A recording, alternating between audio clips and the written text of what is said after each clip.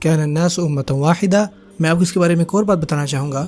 جو یہ فریز ہے کان الناس امۃ واحدہ کے بارے میں، کہ امت جو ہے وہ ایک ہی تھی، اور انسانیت اگر شروع میں ایک ہی تھی، ایک امت.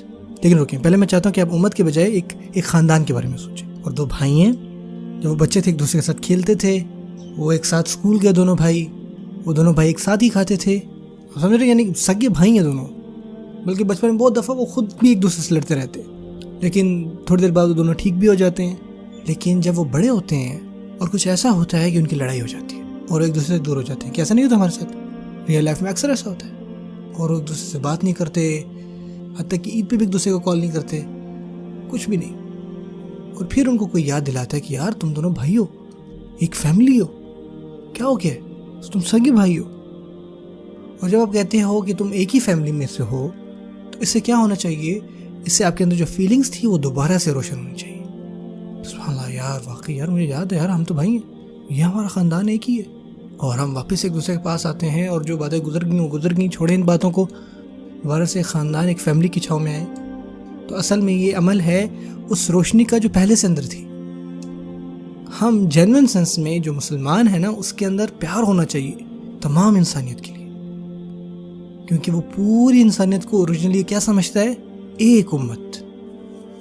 اور اب جو ایک مسلمان دیکھتا ہے کہ ڈفرینٹ مذاہب ہیں، ڈائیورسٹی ہے، دوسرے لوگ ہیں، لیکن دراصل میں اس کو سوچنا چاہیے کہ ایک ہی خاندان کے بچھڑے ہوئے لوگ، لٹرلی ہمارے پوٹینشیل بھائی،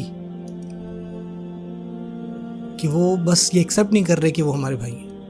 کیونکہ اگر آپ اس آئیڈیا پہ ان کو واپس لے جائیں کہ ہم سارے آدم کی اولاد میں سے ہیں، اور آپ اس پیغام پہ بھی ایمان رکھتے ہیں جو آدم علیہ السلام کو دیا گیا، تو ہم خونی بھی بھائی ہیں اور انسانیت سے بھی بھائی ہیں،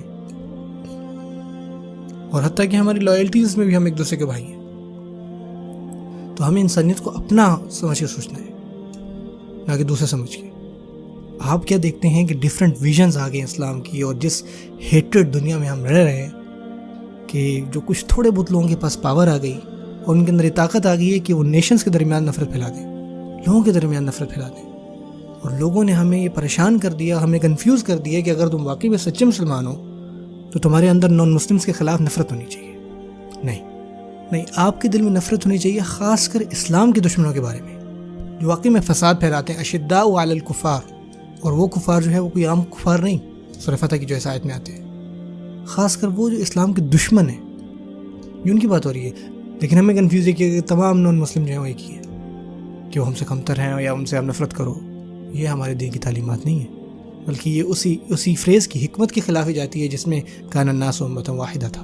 اگر ایسا نہ ہوتا تو اللہ تعالیٰ ہمیں یہ بات بتاتی کہ انسانیت کسی وقت میں ایک ہی تھی، اور جتنی بھی آدم کی اولاد ہے، کہ ہمیں خود کو اور سب کو یہ ریمائنڈ کروانا ہے کہ ہم ایک ہی تھے.